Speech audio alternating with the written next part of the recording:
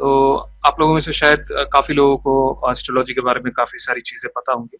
लेकिन इसको मैं थोड़ा बेसिक से स्टार्ट करूँगा ताकि कोई व्यूअर हो जो कि शुरू से ज्योतिष को सीख रहा है या जान रहा है, या क्या पता आज उनका पहला सेशन हो जिसमें वो कुछ नया सीखने के लिए उन्होंने जॉइन किया। तो उसको हम कोशिश करेंगे जितना क्रिस्प और ईज़ी करके हम उसको प्रेज़ेंट करें, ताकि सबको चीज़ें पता चल जाए, ठीक है? जो भी हम शेयर करना चाहते हैं। तो केपी एस्ट्रोलॉजी में कोई भी एनालिसिस करना थोड़ा डिफरेंट है, लेकिन मैं ये मानता हूँ अगर आप पराशरी ज्योतिष करें, नाड़ी करें या कोई भी दूसरी ज्योतिष करें, सबका जो रिजल्ट है वो ओवरऑल सेम ही आता है, ठीक है? लेकिन ये डिपेंड करता है जो एस्ट्रोलॉजी के कौन से मीडियम को यूज कर रहा है और किस तरह से कर रहा है। अप्रोप्रिएट मीडियम होना चाहिए, ठीक है? अगर आप सही तरीके से कोई भी चीज को एनालिसिस करेंगे तो रिजल्ट एकदम सही आएगा।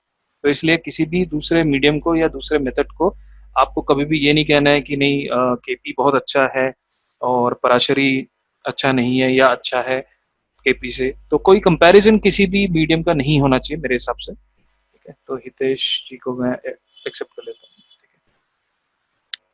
तो इसी के बारे में थोड़ा बहुत हम करेंगे। तो आज के एनालिसिस में हम ये जानेंगे कि एक ही चार्ट से, ठीक है, हमें एक चार्ट को यूज करना है और एक ही चार्ट से हमें अपने फैमिली या अपने रिश्तेदार या अपने नेबर के बारे में हम कैसे जानेंगे। मतलब हमारा जो गोल है इस पर्टिकुलर सेशन में कि एक ही चार्ट से हमें सब कुछ पता करना है, ठीक है? वो हम देखेंगे कैसे। तो चलिए शुरू करते हैं। मैं पहले अपना स्क्रीन शेयर कर देता हूँ। अगर आप लोगों को कोई बीच में सवाल होगा तो आप मेरे को सवाल पूछ सकते हैं। आपको अनम्यूट करके आप सवाल पूछ सकते हैं, ठीक है? तो मैं जो सॉफ्टवेयर यूज करता हूँ, मैं केपी स्टार वन यूज करता हूँ। आप कोई भी सॉफ्टवेयर यूज कर सकते हैं, ये आपकी चॉइस है। और इसमें जो हम चार्ट यूज करेंगे वो हम नॉर्दर्न स्टाइल का करेंगे, नॉर्थ इंडियन स्टाइल जो होता है। अगर मैं यहाँ पे चार्ट्स में जाऊंगा, यहाँ पे नॉर्थ इंडियन करूंगा, तो इस हिसाब से हम इसको यूज करेंगे। जब भी हम केपी एस्ट्रोलॉजी करते हैं हम सिर्फ दो चार्ट पे फोकस करते हैं, ठीक है? एक होता है राशि चार्ट, दूसरा होता है भावचरित चार्ट, ठीक है? लेकिन इस सबसे भी पहले इन जानने के लिए हमें यह पता होना चाहिए कि हमारे पास कितनी राशियां होती हैं, हमारे पास कितनी राशियां होती हैं और उन राशियों का जो मालिक है वो कौन है, ठीक है? और ये भी हमें पता होना चाहिए कि वो जो राशि के मालिक हैं उनका इन्फ्लुएंस कैसे रहता है, ठीक है? उनका बिहेवियर कैसे रहता है। अब एक क्लास में एक दिन में शायद मैं सारे ग्रहों के बारे में आपको पूरी डिटेल में ना बता पाऊं, लेकिन मैं एक शॉर्ट आपको मेथड्स बता दूंगा जिससे आप शायद उस चीज को और बेहतर समझ पाए, ठीक है? तो सबसे पहले मैं आपको ये बताऊंगा, यहाँ पे आप देख सकते हैं कुछ नंबर्स लिखे हुए, ठीक है? जैसे कि 4, 5, 6, 7, 8, है ना, 9, 10, 11, 12। तो ऐसे 1 से लेकर 12 नंबर्स लिखे, ठीक है? जो ये नंबर लिखे हैं इनको अब आपको राशि मानना है, ठीक है? ये राशि के नंबर है। तो हर नंबर के साथ एक ग्रह जुड़ा हुआ है, वो उसका लॉर्ड कहते हैं, ठीक है? मतलब वो राशि लॉर्ड होगा। जैसे चौथा नंबर कौन सा है वो भी मैं आपको बताऊंगा। तो इससे आपको पता चलेगा ये उसका राशि लॉर्ड, ठीक है? हर लॉर्ड का एक अपना ही नेचर होता है, वो हमें जानना है, वो ही हमें समझना है आज के सेशन में, ठीक है? और हर भाव का अपना अपना नेचर होता है। जैसे कि मैं अगर बताऊं, ये पहला जो है ये फर्स्ट हाउस है, जिसे हाउस कहते हैं। जनरली ये एक्चुअली में भाव है। भाव का एग्जैक्ट ट्रांसलेशन हाउस जो है वो एग्जैक्ट नहीं है। भाव मतलब एक्सप्रेशन, ठीक है? आप ये ध्यान दें, एक राशि बिना भाव के कभी भी कोई एक्सप्रेस नहीं कर पाता। अनटिल अनलेस वो एक्सप्रेस कर रहा है तो आपको अपने लाइफ में रिजल्ट भी नहीं मिलेंगे अगर वो एक्सप्रेस नहीं कर रहा है तो, ठीक है? तो इस वजह से हम ये मानते हैं कि केपी एस्ट्रोलॉजी थोड़ा डिफरेंट है वैदिक एस्ट्रोलॉजी से। कैसे? जैसे कि मैं आपको एक छोटा सा एग्जांपल बताता हूँ। यहाँ पे आप देखें नाइन्थ, ये यहाँ से काउंट करेंगे तो ये नाइन्थ हाउस होगा। मैं बता देता हूँ, 1, 2, 3, 4, 5, 6, 7, 8, 9, ठीक है?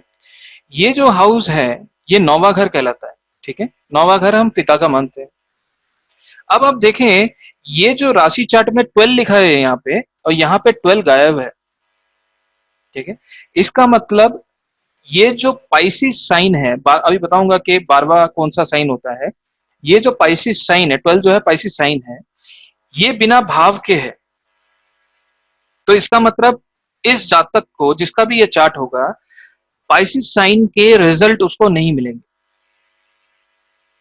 ठीक है, क्योंकि पाइसिस साइन यहाँ पे है ही नहीं। वैसे ही यहाँ पे आप देखिए थर्ड में यहाँ पे नंबर 6 लिखा है और यहाँ पे भाव चलित में नंबर 6 नहीं है, तो उसका मतलब ये हुआ कि जो नंबर 6 जो भी राशि है, जैसे वर्गो साइन नंबर 6 है, वर्गो साइन का जो रिजल्ट है वो बिना भाव के एक्सप्रेशन दे ही नहीं सकता। तो इसका मतलब छठे जो राशि है वो इस जातक के लाइफ में रिजल्ट नहीं देगा, मतलब वर्गो साइन का कोई रिजल्ट इनको नहीं मिलेगा। अल्टीमेटली थर्ड हाउस कौन ओन कर रहा है, नाइन्थ हाउस कौन ओन कर रहा है, इससे पहले वाला जो भी राशि लिखा होगा वो ही इसको कंटिन्यू कर रहा होता है। मतलब यहाँ पे अगर हम देखें यहाँ पे नंबर 5 है, तो इसका मतलब नंबर 5 ही इस थर्ड हाउस को भी ओन करता है, ठीक है। इसका मतलब नंबर 11 जो है वो ही नाइन्थ हाउस को भी ओन करता है। तो नंबर 11 ये राशि है और ये 8th हाउस है, ये 9th हाउस है। ये थोड़ा कॉम्प्लेक्स होगा, अभी धीरे धीरे करके हम इसको क्लियर कर लेंगे, ठीक है। तो आप ये चीज ध्यान रखें, जो हाउस होता है वो सिर्फ हाउस नहीं, वो एक भाव है।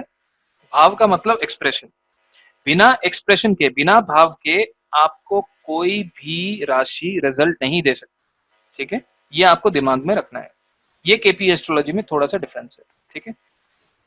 ऐसे कई सारी चीजें मिलेंगी, लेकिन आज जहां पे हम फोकस करेंगे सिर्फ उसी के लिए आपको इम्पोर्टेंट है, आपको ये चीज समझना है और ये चीज जानना है। अब आगे चलते हैं। यहाँ पे मैं एक नोटपैड ओपन कर लेता हूँ।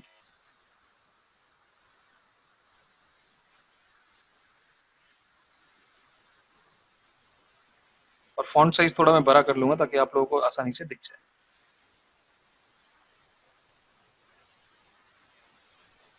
Okay.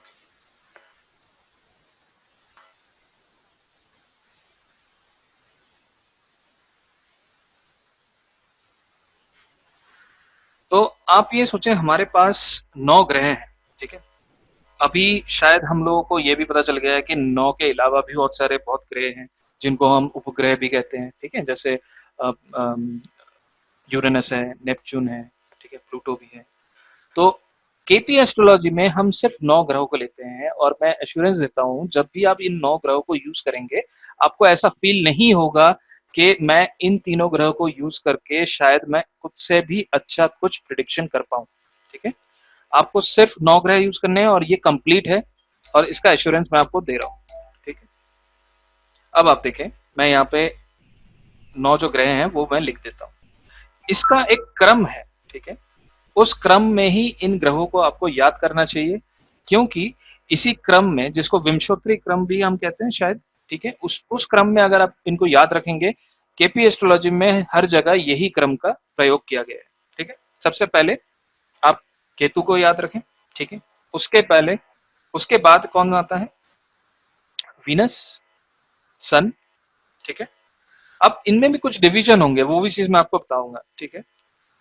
सन हो गया, सन के बाद कौन आता है, मून, ठीक है। उसके बाद कौन आएगा, मार्स, मार्स। उसके बाद कौन आएगा, राहु। राहु।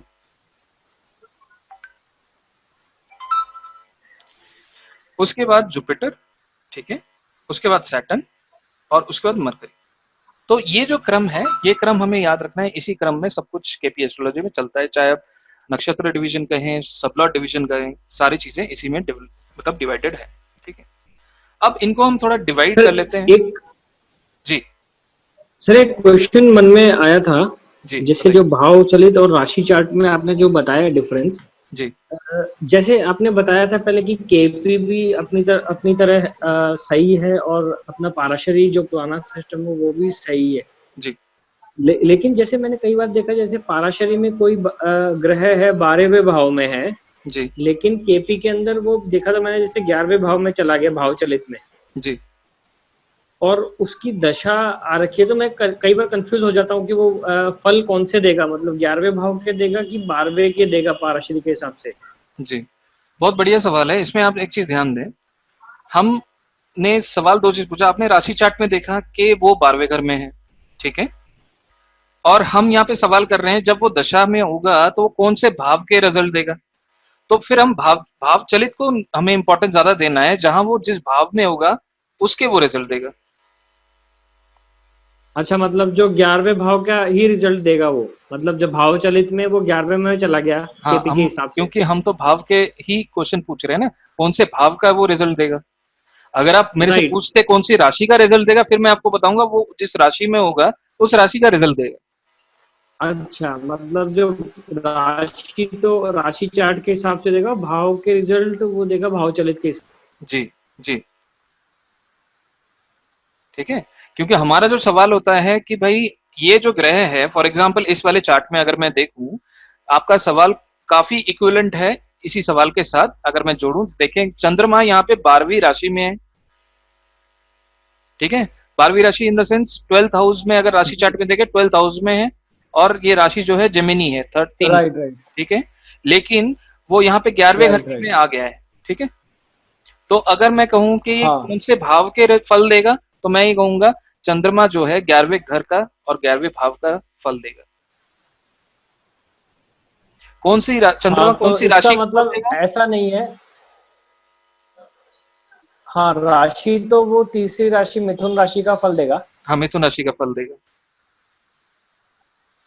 हाँ, ठीक। तो जैसे जनरली पराशरी को देखते ही लोग बोलते हैं जैसे लगन का व्यय हो रहा है, तो जातक की जो है जो स्वास्थ्य वगैरह में प्रॉब्लम रह सकती है, पाराशरी के हिसाब से जो अपन बोलते हैं। हाँ, उसको अगर अभी हम मिक्स करेंगे तो थोड़ा कंफ्यूज हो जाएंगे। तो वो टोटली थोड़ा अलग है, ये अलग है। मैं आपको प्रूफ करके दिखाऊंगा अभी थोड़ी देर में, ठीक है। अब आप देखें कि मैंने इसमें सन एंड मून को अलग कर दिया है, ठीक है। तो सन एंड मून ये ऐसे ग्रह हैं जिनको हम कहते हैं they are light emitting planets. मतलब क्या है कि इनमें लुमिनरीज हैं, ये रोशनी उत्पादन करते हैं, ठीक है। तो ये कभी भी रेट्रोगेटेड नहीं होते, कभी भी ये वक्री नहीं होते, बस आपको ये चीज ध्यान रखना है, ठीक है। सूर्य और चंद्रमा कभी भी वक्री नहीं होते। दूसरी बात, केतु और राहु भी कभी वक्री नहीं होते हैं कृष्णमूर्ति पद्धति के हिसाब से, ठीक है। केतु और राहु कभी भी वक्री नहीं होते हैं, ठीक है, कृष्णमूर्ति के हिसाब से। तो आपको इनको यही ध्यान देना है कि ये कभी भी मानना है कि ये वक्री ग्रह नहीं है, ठीक है। लेकिन सन, सर जो इनकी गति रहती है वो तो उल्टी ही रहती है ना हमेशा। लेकिन ये तो उनकी गति तो उनके हिसाब से सीधी है ना। अगर दूसरे ग्रह के हिसाब से हम माने तो हाँ, उनके दूसरे ग्रह के हिसाब से उनकी चाल दूसरी है, उल्टी है, ठीक है। लेकिन ओके, वो मतलब अपने हाँ वो। हिसाब से तो अपने ओके। अपने ही क्रम में चल रहे हैं ना वो। अब जैसे हर जी सर। प्राणी की अलग चाल होती है, तो इसका मतलब हम ये हमारे हिसाब से हम कहते हैं कि भाई वो उल्टा चल रहा है, ठीक है। लेकिन एक्चुअली में ऐसा नहीं है, वो अपने ही चाल चल रहे हैं, जी ठीक है। सर। तो राहु और केतु को कृष्णमूर्ति पद्धति में हम कभी वक्री नहीं मानते। सूर्य और चंद्रमा कभी भी वक्री नहीं होते, बस ये आपको पॉइंट याद रखना। अब हम बताते हैं कि ये जो ग्रह हैं, केतु और राहु, इनको कोई भी राशि लॉर्डशिप नहीं मिली हुई है, ठीक है।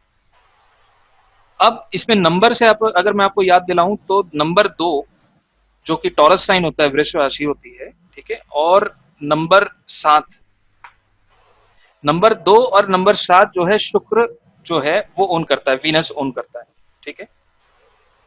नंबर 5 जहां पे भी लिखा होगा वो लियो साइन है जो कि सूर्य ओन करता है, ठीक है। नंबर 4 कहीं पे भी लिखा होगा तो वो कैंसर साइन है, कर्क राशि है, जो कि चंद्रमा ओन करता है। अगर मार्स की बात करें, मंगल की, मंगल के भी 2 राशि हैं जो कि 1 और 8 होता है, ठीक है। जहां पे भी 1 और 8 लिखा होगा तो इसका मतलब मंगल जो है वो उन घरों के या उन राशियों के स्वामी है। अब जुपिटर पे आ जाते हैं। जुपिटर के पास भी 2 ऐसे हाउसेस हैं या राशि जिसे हम कहेंगे राशि हैं, जो कि 9 और 12, ठीक है। 9 हो गया सेजिटेरियस, 12th हो गया पाइसिस, ओके। अब हम आगे चलते हैं। शनि देव के पास भी हमारे पास 2 राशियां हैं जो कि 10 और 11, ठीक है। और बुध देवता मरकरी के पास भी 2 राशियां हैं, अगर मैं बताऊं कौन कौन से, तीसरा और छठा, ठीक है। तो सबके पास 2-2 हैं, सिर्फ राहु और केतु को छोड़कर, ठीक है। चंद्रमा के पास और सूर्य के पास 1-1 राशियां हैं। तो ये जो राशियां हैं, अब हर प्लैनेट का एक अपना नेचर होता है, ठीक है। और हर प्लैनेट में अगर आप पराशरी पढ़ेंगे आप, तो हर प्लैनेट के कई सेग्रीगेशन किए गए हैं, ठीक है। मेल फीमेल तत्वों के हिसाब से भी देखें, ठीक है, बहुत तरह के होते हैं, ठीक है। तो आज हम सारी चीजें तो कवर नहीं कर सकते जी, बताइए। ओके, अगर किसी को कोई सवाल पूछना है तो पूछ सकता है, ठीक है।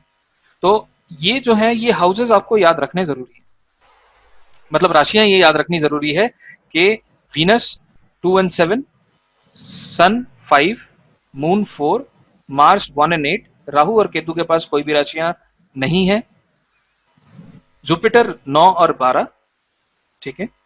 और सैटर्न अगर देखें 10 and 11, ठीक है। और मरकरी जो है 3 and 6। तो ये हमें याद रखने हैं।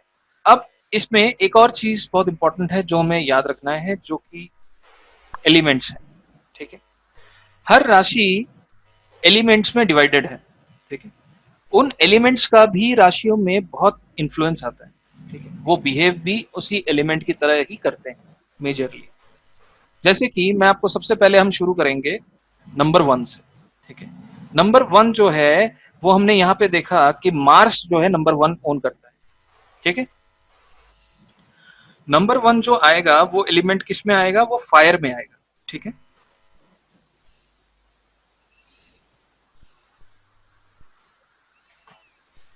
अब फायर हमें पता है कि आग है, ठीक है। तो जो भी नेचर रहेगा वो काफी एग्रेसिव रहेगा, ठीक है। फायर काफी एग्रेसिव नेचर के होते हैं, ये हमें पता है। उसके बाद अगर मैं चलूं, फायर के बाद अर्थ आता है, ठीक है। नंबर 2 जो होगा टॉरस साइन, वो वीनस ओन करता है और वो अर्थ एलिमेंट है, ठीक है। अब आगे चलते हैं, अर्थ के बाद क्या आता है, कोई गेसेस? एयर।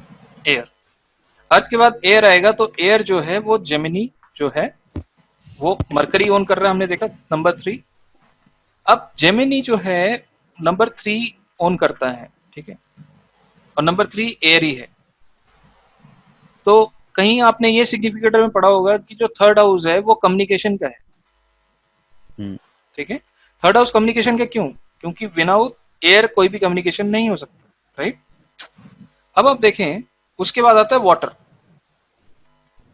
वाटर में नंबर हम 4 ले लेते हैं, जो कि कैंसर साइन है, ठीक है, जो कि मून ओन करता है। ऊपर हम अगर जाएंगे तो यहाँ पे मून के आगे नंबर 4 लिखा है, ठीक है। तो वाटर एलिमेंट में अगर हम देखें तो नंबर 4 जो है कैंसर साइन है। अब यहाँ पे मैं थोड़ा सा और आगे जाऊंगा और यहाँ पे नंबर 5 लिखूंगा, ठीक है। अब यहाँ पे आप देखें, नंबर 1 जो है मार्स ओन करता है, नंबर 5 जो है सन ओन करता है, लेकिन दोनों ही फायरी साइन है। लेकिन दोनों जो लॉर्डशिप है दोनों की टोटली डिफरेंट है। एक की लॉर्डशिप किसके पास है, मार्स के पास। दूसरे की लॉर्डशिप किसके पास है, सन के पास। और तीसरा जो है, जो फायरी एलिमेंट आता है, जो राशि आती है, वो नंबर 9 है, जो कि सैजिटेरियस है, और वो जुपिटर के पास है, ठीक है। लेकिन तीनों जो राशियां होंगी, उन तीनों के नेचर में अंतर रहेगा। वो अभी हम समझेंगे कैसे, ठीक है। एलिमेंट्स का भी अंतर रहेगा और प्लैनेट्स जो ओन करते हैं उनका भी अंतर रहेगा, उनका भी इन्फ्लुएंस रहेगा इसमें। अब आप इसमें देखें, अर्थ में फिर हम थोड़ा और आगे चलें तो इसमें आप देखें 5 के बाद क्या आता है, 6, ठीक। 6 के बाद क्या आएगा, 7। उसके बाद आएगा 8, ठीक है।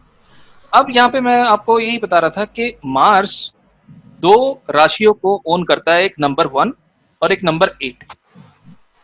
नंबर 1 तो फायरी साइन है और नंबर 8 जो है वो वाटरी साइन है, ठीक है, क्योंकि वाटरी एलिमेंट है। तो मार्स का नेचर यहां पे डिफरेंट होगा और यहां पे भी डिफरेंट होगा। जनरली अगर मैं कहूं कि कोई भी वाटरी साइन, वाटर जो है बहना है, पानी का बहना एक जगह से दूसरी जगह, और वाटरी साइन वाले आप हमेशा नोटिस करेंगे थोड़ा इमोशनल रहते हैं, हम्म। राइट। सो राइट। इमोशन जो है वो वाटरी साइन में ज्यादा इन्फ्लुएंस रहेगा, पावरफुल रहेगा, चाहे वो मार्स का ही क्यों ना हो। उसमें एग्रेशन डोमिनेशन पूरी तरह रहेगा, लेकिन इमोशन भी साथ में रहेगा। लेकिन अगर मैं नंबर 1 की बात करूं, नंबर 1 भी मार्स ओन करता है, वो फायरी साइन होगा, फायरी नेचर होगा, और वो ऐसा फायर होगा कि वो दूसरे को जला दे। और उसके फायर में आप ये भी देख सकते हैं, उसे जब गुस्सा आएगा वो ये नहीं देखेगा मेरे आसपास कौन है, वो उसे जो बिहेव करना है, उसे जो एक्ट करना है, वो तुरंत वो एक्शन ले लेगा। और जैसे ही वो एक्शन ले लेगा, सब कुछ हो जाएगा, उसके बाद वो होने के बाद चीजों को देखेगा, भाई ये क्या हो गया। मतलब वो आगे नहीं सोचता है कि आगे क्या होगा, गुस्सा आया तुरंत रिएक्ट कर दिया। लेकिन यहां पे अगर मैं सन की बात करूं, सन हमेशा सोच समझ के ही आगे बढ़ेगा। अगर कभी गुस्सा भी करेगा तो वो सही के लिए ही गुस्सा करेगा। लेकिन यहाँ पे अगर मैं जुपिटर की बात करूं, जुपिटर में भी एग्रेशन होता है, जुपिटर में भी गुस्सा होता है, लेकिन जुपिटर यहाँ पे आप देखें, सजिटेरियस, सजिटेरियस साइन जो है बहुत इंटरेस्टिंग साइन है। अगर आप इनके जो साइन बना हुआ होता है सजिटेरियस में, आप देखेंगे ये जनरली लोग कहते हैं डुअल साइन है, राइट। लेकिन ये डुअल साइन नहीं है। ये ऊपर का जो 0 से 15 डिग्री है वो डुअल है, और 15 से जो 30 डिग्री नीचे आता है वो क्वाड्रेंट साइन है, चतुष्पाद है, 4 पैरों वाला। ठीक है, तो इसलिए इसमें 2 तरह की इन्फ्लुएंस रहता है। गुस्सा तो ये करते ही हैं, लेकिन साथ साथ जैसे ये गुस्सा करेंगे, आपको डांटेंगे, साथ ही साथ आपको जाहिर कर देंगे उन्होंने ये डांटा क्यों है, उसका रीजन क्यों है, आपको चीजें समझा देंगे कि भाई मैं इस वजह से गुस्सा कर रहा था तेरे से, क्योंकि वो जुपिटर है। लेकिन सन कभी भी एक्सप्लेनेशन नहीं देगा। 5th साइन वालों के पास एक लीडरशिप क्वालिटी रहती है, लेकिन वो हर चीज एक्सप्लेन नहीं करते हैं। They don't bother to explain all the things. लेकिन वो भी जब गुस्सा करेंगे अच्छे के लिए ही गुस्सा करेंगे, एग्रेशन उनमें भी रहेगा। अब अर्थ एलिमेंट की अगर बात करें, अर्थ भी 3 तरह के हमारे पास हैं। नंबर 2 जो कि वीनस ओन करता है, नंबर 6 जो कि मरकरी ओन करता है, और नंबर 10 जो सैटर्न ओन करता है। तो यही जो कैरेक्टरिस्टिक मैं बोल रहा हूं, यही हमें आगे जाके इन नंबर्स के साथ यूज करना है। कैसे करना है वो मैं अभी बताऊंगा। नंबर 2 जो है, कोई भी अर्थ एलिमेंट आप पकड़ लो, जिसकी भी आज हमारे साथ आप लोगों ने ज्वाइन किया, जिसका भी यहाँ पे नंबर 1, यहाँ ये नंबर 1 है, जिसका भी ये 2, 6, 10 होगा, वो थोड़े आलसी जरूर होंगे। क्या सर, व्हाट इज आलसी मतलब क्या होगा तो लग्न में? लग्न में 2, 6 या 10 होगा तो उनमें आलस होगा। अच्छा। क्यों? क्योंकि अर्थी एलिमेंट को जल्दी से हिलाना, जल्दी से एक्टिव बनाना बहुत मुश्किल है। हालांकि फायरी साइंस वेरी एक्टिव, मतलब वो काफी एक्टिव नेचर के होते हैं। 159 अगर 2, 6, 10 को अगर मैं 159 से कंपेयर करूं, वो काफी आलसी होते हैं। अगर नंबर 2 की बात करें, नंबर 6 की बात करें, नंबर 10 की बात करें, अगर उनका रुमाल भी नीचे गिर गया है तो वेट करेंगे कोई आए तो उठा दे, क्योंकि और अर्थ जो है वो जल्दी से हिलने के लिए इंटरेस्टेड नहीं होता है। और फायरी सर, फायरी जो 159? हाँ, 159 एक्टिव होते हैं। अच्छा। ठीक है, बाय नेचर वो एक्टिव रहेंगे, लेकिन हमें सिर्फ लगन से ही हर चीज एक्सप्लेन नहीं करनी है, हमें बाकी सारी चीजों को भी इन्फ्लुएंस करना होता है। लेकिन ये क्विक प्रिडिक्शन के लिए मैं आपको सिर्फ बोल रहा हूँ कि लगन से आप कैसे बोलेंगे, सिर्फ आपको एलिमेंट और प्लैनेट को जोड़ के बोलना है। वीनस जो है बहुत ही सुंदर ग्रह है, ठीक है।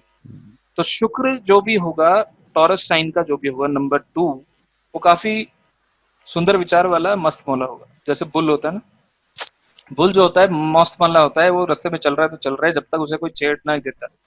अगर किसी ने उसे छेड़ दिया तो वो किसी को छोड़ेगा भी नहीं, ठीक है। तो वैसे नेचर जो है वो टॉरस साइन वालों का होता है। अब अगर मैं इसमें 6 नंबर को लूं, वो भी एक अर्थी एलिमेंट है, लेकिन वो मरकरी का इन्फ्लुएंस रहेगा उसमें। अब टॉरस की बात करूं, टॉरस ऐसा ये जगह है, ऐसा अर्थी एलिमेंट है जहां पे आप सुंदर सुंदर फूल उगा सके, ये ऐसी भूमि तत्व है। और अगर मैं नंबर 6 की बात करूं, नंबर 6 वो ऐसी अर्थी एलिमेंट है जहां पे आप अनाज, खाने पीने की चीजें उगा सके। मतलब क्या, नंबर 6 वाले they know what is good for them, what is bad for them. उनको फार्मिंग पता है लैंड है। किससे बात करके मेरे को प्रॉफिट होगा, दे जज वेरी वेल।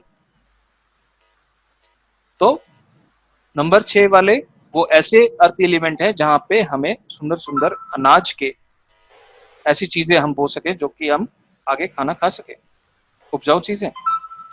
और नंबर 10 की अगर मैं बात करूं, वो सैटर्न ओन करता है, वो ऐसे अर्थी एलिमेंट है जहां पे जमीन पे बड़े बड़े गड्ढे हैं, बंजर जमीन है, ठीक है, ऐसी जमीन जहां पे चलते हुए आपके पैर थक जाएं, सर वो शमशान, कैप्रिकॉन साइन है। सर शमशान भी कहलाता है 10th हाउस। करेक्ट, शमशान भी 10th हाउस है। इसलिए जो शनि के उपाय किए जाते हैं वो सुनसान जगह किए जाते हैं, क्योंकि 10th हाउस, मकर राशि जो है वो सुनसान जगह है। चौराया कभी भी शनि का नहीं है। लोग जो चौराहे पे उपाय करके जाते हैं वो शनि का जगह है ही नहीं। सुनसान जगह जो है वो शनि की जगह है, जहां पे कोई नहीं आता जाता, जहां पे ग्रेवयार्ड, ग्रेवयार्ड भी 10, यस, ग्रेवयार्ड इज ग्रेवयार्ड भी आल्सो। मकर राशि है, शनि की जगह है। जब भी शनि के हमें उपाय करने हैं, सिर्फ शिव का जो रुद्र अवतार है, शिव के रुद्र अवतार में हनुमान जी आते हैं, ठीक है। तो शिव के जो रुद्र अवतार से आप शनि के उपाय भी कर सकते हैं, ठीक है। अगर मैं देखूं नंबर 3 जो आ रहा है वो एरी साइन है। अब एरी साइन वाले बहुत ही जल्दबाजी वाले होते हैं, क्योंकि एयर कभी भी एक जगह नहीं रुकता है, ठीक है।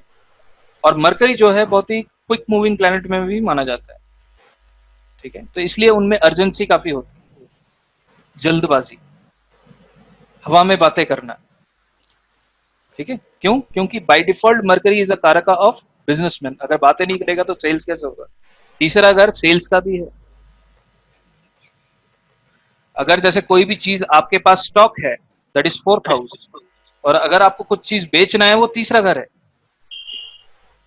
ठीक है। तो तीसरा घर या तीसरी साइन जो है काफी सेल के लिए यूज होता है, और सेल्स वालों को अगर वो बातचीत ना करेंगे तो सेल्स नहीं होगा। तो वहां पे मरकरी का इन्फ्लुएंस पूरी तरह से रहता है।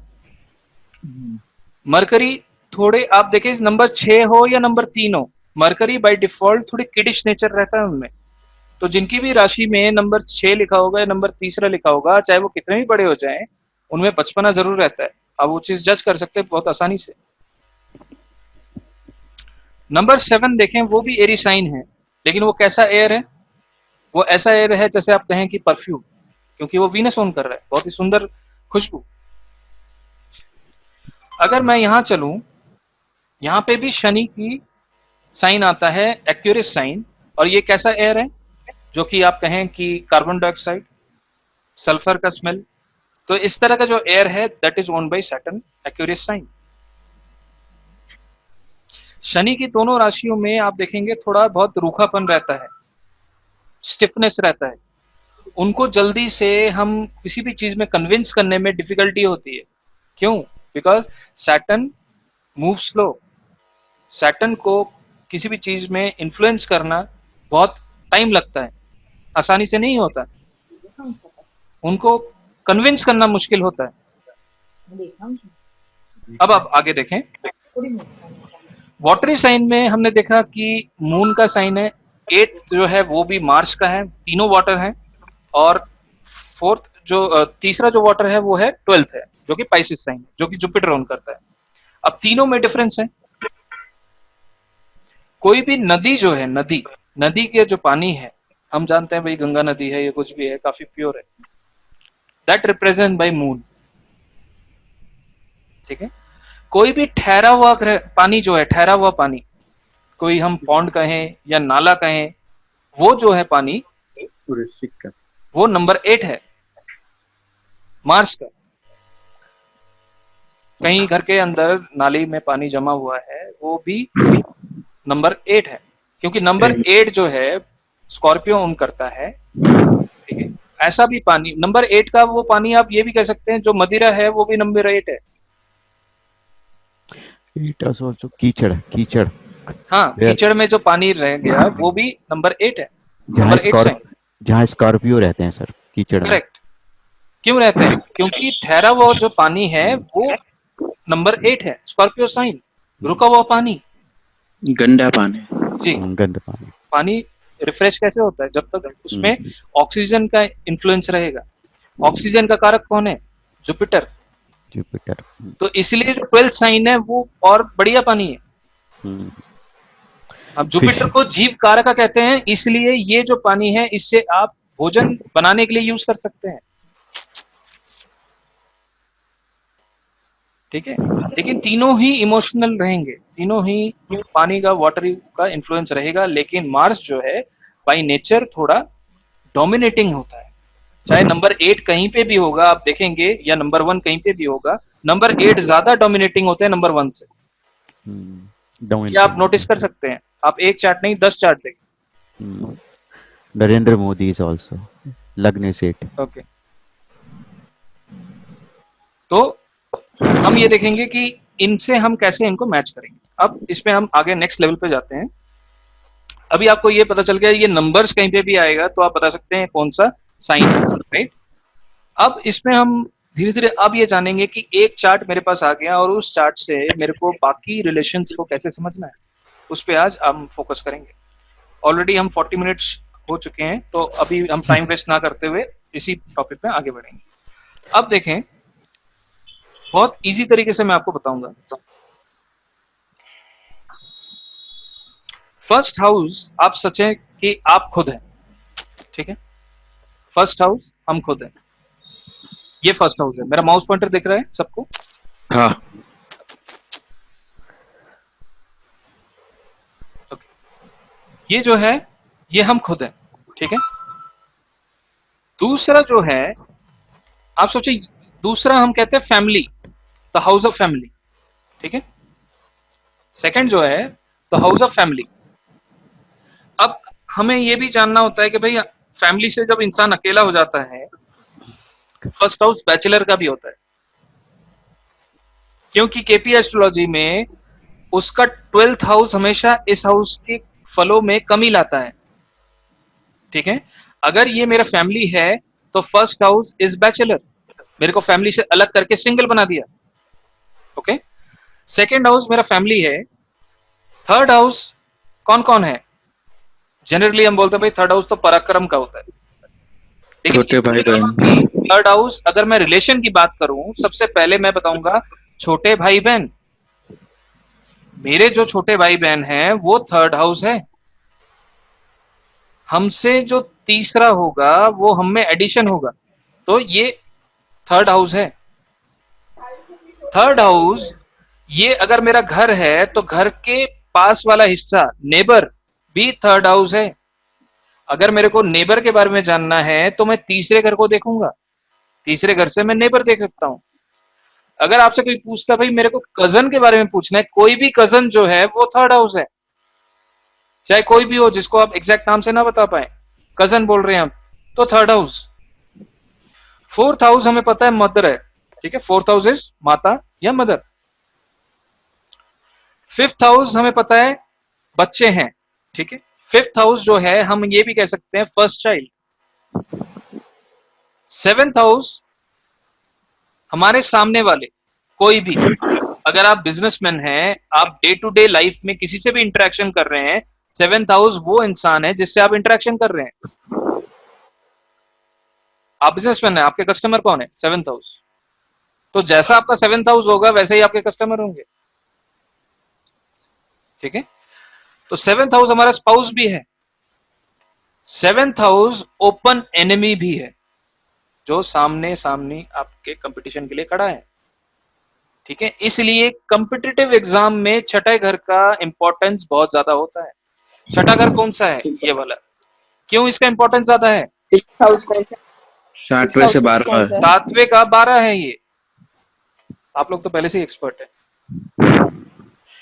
तो आप ही के वीडियो देख देख के बने हैं सर। ओके, तो फर्स्ट हाउस का जो 12th है, फर्स्ट हाउस का जो 12th है वो हमारा लॉस करता है। तो 12th को हम कहते हैं भाई secret enemy, right. 12th house is our secret enemy और हमारा लॉस है। तो अगर सामने वाले को हराना है तो उसका सीक्रेट एनिमी या उसका लॉस एक्टिवेट होना चाहिए, दैट इज 6th हाउस। तो 6th house is gain for us, ठीक है। इन केपी एस्ट्रोलॉजी 6th हाउस का महत्व काफी ज्यादा है, आप ये ध्यान दें। अब छठे घर को देखें, छठा घर जो है हमारी नौकरी की जगह भी है, तो इसलिए हमारे जो सबॉर्डिनेट हैं, हमारे साथ जो काम करते हैं, वो भी छठा घर है। छठा घर हमारे सर्वेंट्स भी हैं, अगर आपको सर्वेंट के बारे में चेक करना है वो भी छठा घर है। आपके घर में जो पेट रहता है वो भी छठा घर है, ठीक है। डिजीज डिजीज हाँ, डिजीज छठा घर है, लेकिन अभी हम सब रिलेशंस को फोकस कर रहे हैं इस सेशन में। एंड 6th एनिमी हाउस में, आल्सो, हाँ रोग एनिमी भी होता है, शत्रु। हाँ एनिमी भी है, लेकिन 7th house is open enemy, 12th house okay is secret enemy. Okay, secret enemy. Enemy से जीत जो है छठा घर है। हम्म छठा घर झगड़ों का क्यों कहलाता है? कोर्ट कचहरी का क्यों कहलाता है? क्योंकि जब तक छठा घर एक्टिवेट नहीं हुआ कोर्ट कचहरी में आप जीतोगे ही नहीं। छठा घर जो है जीत का आपके लिए पॉजिटिव है, सिर्फ हेल्थ रिलेटेड के लिए, वो हेल्थ देखने के लिए है, हेल्थ को देखने के लिए। तो छठे घर से हम अगर रिलेशन की बात करें, सर्वेंट्स हमें यहां से देखना है, सबॉर्डिनेट्स हमें यहां से देखना है, ठीक है। और एक और चीज हमें यहां से देखना है, जो कि आपके किराएदार हैं, टेनेंट, वो भी छठे घर से देखना है, ठीक है। पेट जो है वो भी छठा घर है। सर केपी में किराए को छठे घर से क्यों देखते हैं? 7वां घर वो सामने वाला हो गया जिसके साथ हम बिजनेस कर रहे हैं, तो 7वां घर नहीं आ सकता? देखिए छठा घर जो है ना आपके कंट्रोल में है, किराएदार आपके कंट्रोल में है, 7वां घर आपके कंट्रोल में नहीं है। कस्टमर आपके कंट्रोल में रहता है क्या? नहीं रहता, कस्टमर फ्री है। लेकिन छठा घर जो है आपके कंट्रोल में, आपके कब्जे में है, क्योंकि छठा घर आपका जीत है, ठीक है। 7th हाउस जो है वो ओपन है, आपका कस्टमर है, वो फुल चॉइस रखता है कि भाई आपसे डील करे ना करे, वो आगे दूसरे वाले पे चला जाए। यानी जब लेकिन आपका हमारी जो नौकर है वो आपके कंट्रोल में, सर्वेंट इज 6th हाउस, आपका किराएदार आपके कंट्रोल में है। आप उसको ओके बोलोगे तभी आपके घर में घुसेगा, अपनी मर्जी से थोड़ी घुस सकता है। ओके 8th हाउस क्या है? 8th हाउस आपका ससुराल का है, ठीक है। आप ये सोचें कि अगर आपके ससुराल वाले में से किसी को भी आपको चेक करना है तो 8th हाउस आपके ससुराल वाले हैं, ससुराल है पूरा जो वर्ड है। 7th हाउस आपका आपकी वाइफ है, ठीक है। 7th हाउस आपकी वाइफ है, 8th हाउस आपका ससुराल है। अगर मैं आप पूछेंगे भाई मेरा ससुराल कैसा होगा, तो आपको ये हाउस को देखना है, इस हाउस का रिलेशन इससे कैसा है, ठीक है, उससे आपको पता चल जाएगा। अभी उस पर भी आएंगे कैसे देखना है। अब आगे चलते हैं 9th हाउस। 9th हाउस हमें पता है, 9th हाउस कौन होता है? फादर। 9th हाउस को हम फादर ही मानेंगे, हम उस कंट्राडिक्ट में नहीं जाएंगे भाई 10th है या 9th है। 9th को हम केपी में फादर मानते हैं तो 9th को ही मानेंगे, ठीक है। 9th को हम गुरु भी मानते हैं, ठीक है, जिनसे हम कुछ भी सीखते हैं या जिनको हम रेस्पेक्ट करते हैं, या रिलीजन भी 9th से ही है, राइट। 10th जो है हम ये कह सकते हैं भाई आपका सोसाइटी में या आपके आसपास में जो भी ऑथोरिटी ओन करता है, जैसे 10th house is government, okay. 10th house ऐसा है जो आपका बॉस है। अगर आप ऑफिस में काम करते हैं, आपका बॉस कैसा होगा? 10th हाउस जैसा है, ठीक है। तो 10th हाउस का इन्फ्लुएंस भी काफी इंपॉर्टेंट है, क्योंकि हमें बॉस को तो मना के ही रखना है भाई अप्रेजल के लिए। अब 11th क्या है? 11th जनरली हम बोलते हैं भाई हमारा गेन है। तो एक चीज मैं आपको यहाँ पे टिप देता हूँ रेमेडी से रिलेटेड, कभी भी किसी को भी 11th हाउस के डोनेशन पानी में नहीं करना है। अगर उसने कर दिया उसकी लुटिया डूब जाएगी। पानी में नहीं करना मतलब? कोई कहता है ना भाई 11वें घर का पानी में बहा दो, या कोई ऐसा बोलता है कि 11वें घर में फॉर एग्जाम्पल कोई प्लैनेट है, फॉर एग्जाम्पल यहाँ पे मून है, हाँ। मून रिलेटेड कोई चीजें बोलेगा भाई पानी में बहा दो। तो 11th अच्छा घर के कभी भी उपाय नहीं किए जाते, आप ये नोट कर लो। और अच्छा 11th में जो राशि है उसका भी। उसका भी 11वें घर का उपाय आपको नहीं करना है कभी भी गलती से भी। उपाय इन द सेंस कैसा, पानी में बहा देने वाला उपाय, अच्छा ठीक है, उससे आपको बहुत तगड़ा नुकसान हो जाएगा अगर आप कर दोगे तो इसका आपको ध्यान देना है, ठीक है। 11th हाउस हमारे कौन रिलेशन में कौन आएगा, फ्रेंड्स, ठीक है। 11th हाउस में हमारे बड़े भाई बहन। बड़े भाई का। अब इतना तो मैंने आपको बताया, अब आप लोग पूछें कि कोई भी ऐसा रिलेशन, मैं आपको बताऊंगा आपके चार्ट से कैसे देखना है। जैसे कि आप बोलेंगे कि मेरी बुआ, कौन से घर से देखना है, सत्य बुआ मतलब क्या हुआ, पिता की मेरे बहन। फादर की बहन। बहन। तो छोटी है या बड़ी, अगर छोटी है तो फादर का हाउस 9th है, 1 2 3 यहां से देखेंगे। ये अगर होगा। बड़ी है तो उल्टा चलेंगे, ये होगा, ओके। अगर हम बोले भाई मेरे बेटे की बहू, तो ये अगर आपका बच्चा है तो उसका 7th हाउस, तो आपकी बहू ऐसे होगी। हम्म, तो सेवंथ यानी 11वां भाव देखना है या 11वें भाव का कसफल सबलॉट देखना है? अभी हम सिर्फ भाव पे ही पे हैं, वही भाव ही देखना है आपको राशि चार्ट से, और कहीं नहीं जाना। अभी अभी हम सिर्फ राशि चार्ट को ही देख रहे हैं, राइट। तो अगर आप पूछेंगे भाई मेरी बहू कैसे आएगी, तो आपका बच्चा जो है वो फर्स्ट चाइल्ड है तो 5th हाउस, सेकंड चाइल्ड है तो 7th हाउस, थर्ड चाइल्ड है तो 9th हाउस, ओके। अगर वो 9th हाउस है तो उसका स्पाउस उसका 7th होगा यहां से, तो थर्ड हाउस ऐसा होगा तो उसका वाइफ स्पाउस ऐसे आएगी। और ये जो रूल है ये 100% काम नहीं करता, 1000% काम करता है। केपी में भी राशि चार्ट को ही लिया जाता है क्या फिर इस ऐसी दिशा में? इस बेसिस पे आप राशि चार्ट को यूज करके आप ये चीज करें। फिर कि आपको और डिटेल में जाना है तो अभी मैं आपको डिटेल में इसलिए नहीं बता रहा हूं क्योंकि आपको दूसरे लेवल का नॉलेज भी मेरे को देना पड़ेगा। उसमें आपको क्या जानना पड़ेगा, आपको हर हाउस का सबलॉट पे भी आप जा सकते हो, लेकिन उस पर आप कंफ्यूज हो जाओगे। आपको इनिशियली इस तरह से आप चीज को प्रैक्टिस करो। फॉर एग्जाम्पल मैं अभी किसी का भी एक एग्जांपल में किसी का चार्ट लेके भी मैं आपको बता दूंगा, ठीक है। फॉर एग्जांपल आप कोई भी रिलेशन पूछो, मैं आपको इस पे बताता हूँ कैसे देखना है कोई भी रिलेशन।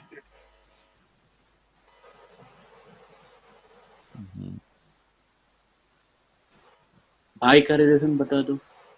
किसका भाई, छोटे भाई का। छोटे भाई, छोटा भाई थर्ड हाउस, यहां से काउंट करेंगे 1 2 3, तो छोटा भाई ऐसे रहेगा, थर्ड हाउस से देखना है। छोटे भाई का बेटा मतलब छोटे भाई का बेटा पहला है या दूसरा, पहला होगा तो छोटा भाई छठा थर्ड हाउस है, थर्ड हाउस से 5th गिनेंगे 1 2 3 4 5 7th हाउस। अगर दूसरा बच्चा है तो 7th गिनेंगे, ये 5 है 6 7।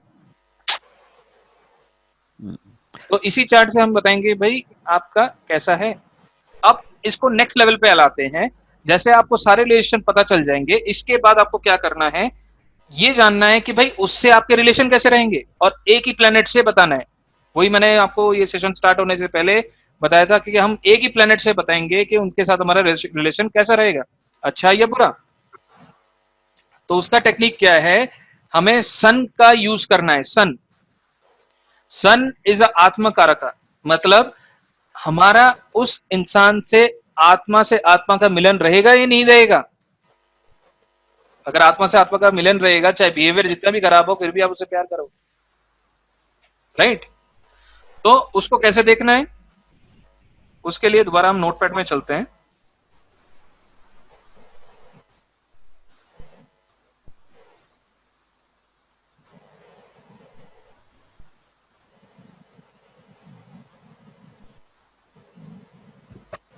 तो उसमें हमें सन की प्लेसमेंट देखनी है, ठीक है।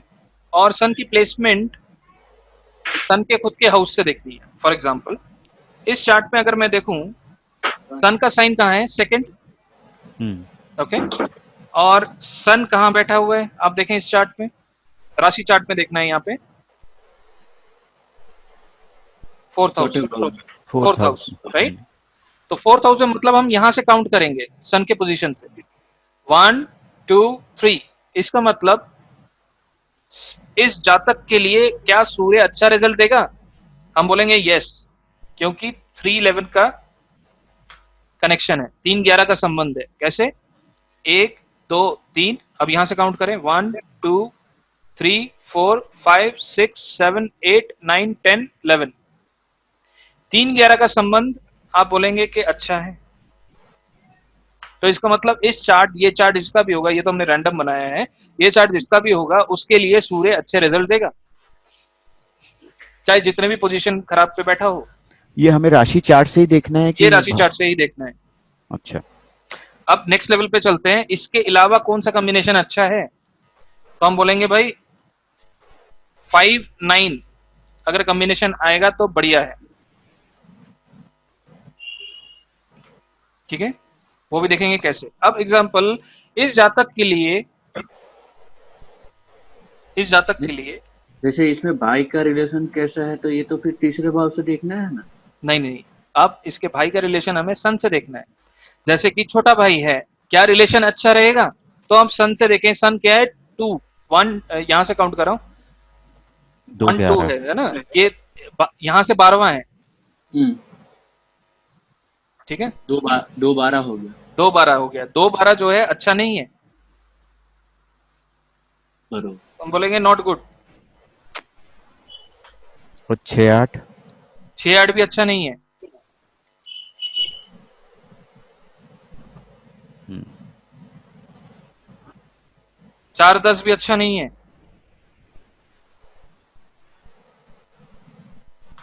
और 1-7 भी होगा क्या? एक साथ एवरेज कह सकते हैं आप। अच्छा, 3-11 और 5-9 अच्छा होता है। ये 3-11 5-9 अच्छा है। अगर पूछे भाई इसकी वाइफ से कैसा रहेगा, तो आप यहां से काउंट करें 1 2 3 4, 4-10 का संबंध कुछ खास नहीं, 6-8 सबसे खराब है, ठीक है। 4-10 भी खराब है, 6-8 भी खराब है। तो ऐसे ही आपको चेक करना है। अब मैं, अगर आप कोई इंटरेस्टेड हैं तो उसका चार्ट हम देख सकते हैं, कोई अगर इंटरेस्टेड है शेयर करने के लिए, ये तो कोई भी मैं एग्जांपल चार्ट ओपन कर सकता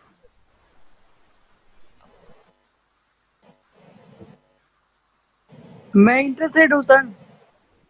ओके, आप बताइए डिटेल। 15 मई 1983। एक minute,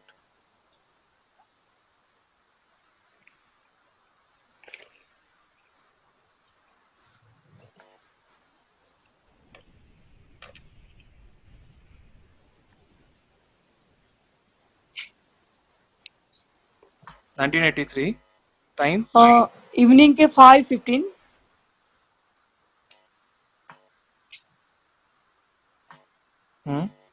Ahmedabad Gujarat.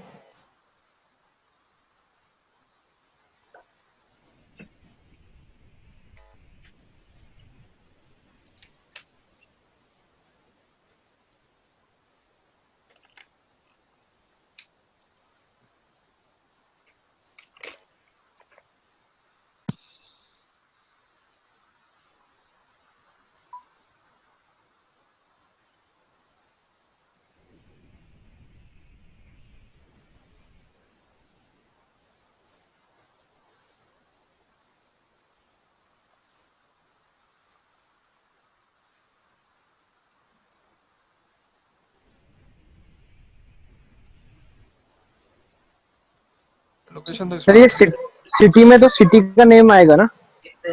Ahmedabad. Ahmedabad, AHEMADABAD, Ahmedabad.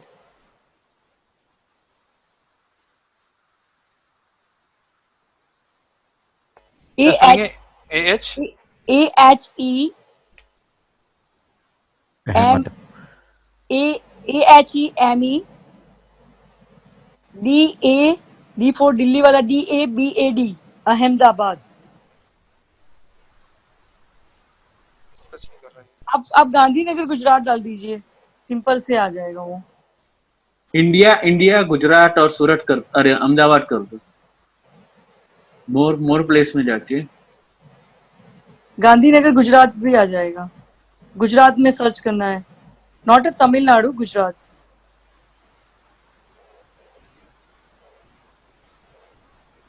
Join Gandhinagar करना है, गांधीनगर को ज्वाइन करना है।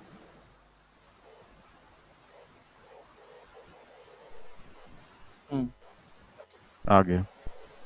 गांधीनगर पूछ रहा है। यस, तो इसमें जो लगन बना है वो 7, लिब्रा। ठीक है, 7 साइन है और मून साइन जो है वो जेमिनी, ठीक है। अब इसमें हमें अगर देखना है फॉर एग्जांपल, ठीक है, तो सूर्य कहाँ है? सूर्य एट 8th हाउस में सूर्य है, ठीक है।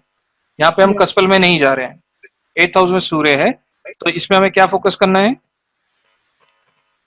सूर्य का साइन या और 11 सूर्य का संबंध, तो 4-10 का संबंध है। इसका मतलब 4-10 सूर्य जो है इनके लिए उतना जबरदस्त रिजल्ट नहीं देगा इनके, राइट, क्योंकि right. 4-10 का संबंध आ रहा है, ठीक है।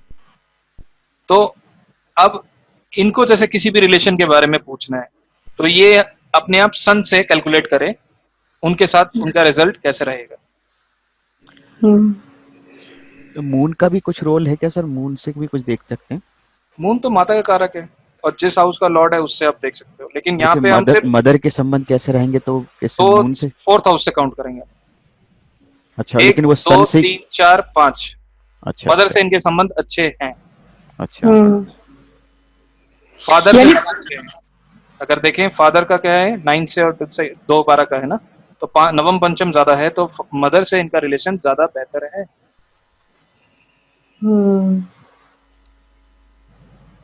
ऐसे ही हमें घुमा घुमा के चीजें चेक करनी है। हस्बैंड वाइफ से इसका कहाँ है 2-12 बन रहा है? हस्बैंड वाइफ के 2, हाँ 2-12 बन रहे हैं। ये लेकिन कॉम्बिनेशन लेकिन अब हमें इसको दूसरी तरह से देखें, ठीक है। अब इनके फादर के बारे में अगर आप देखना चाहें तो आप कैसे बोलेंगे इनके फादर के बारे में? 9th हाउस जेमिनी साइन है, राइट। मून है, मून बैठा हुआ है 9वें घर में, ठीक। राइट।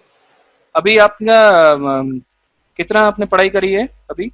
मेरा LLB कंप्लीट हुआ है, मेरा रुक रुक के पढ़ाई खत्म हाँ। हुआ है। उसके बाद मैंने 5 इयर्स एस्ट्रोलॉजी भी किया।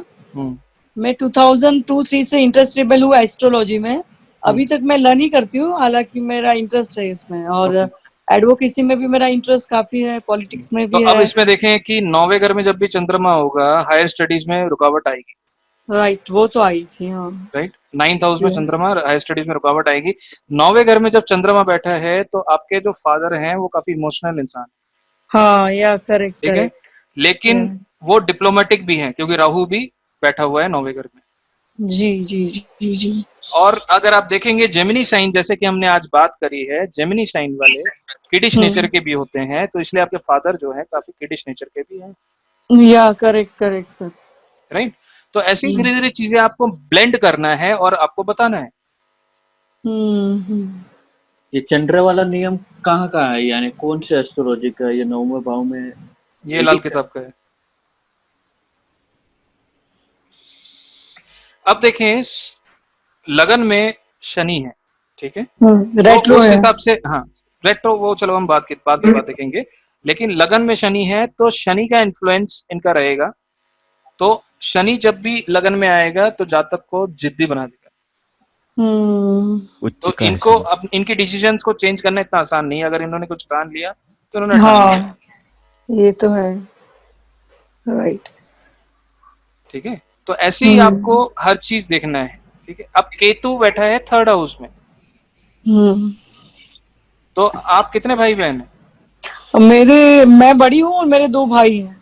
ठीक है। Ketu represents number 3, okay. 3 से ज्यादा।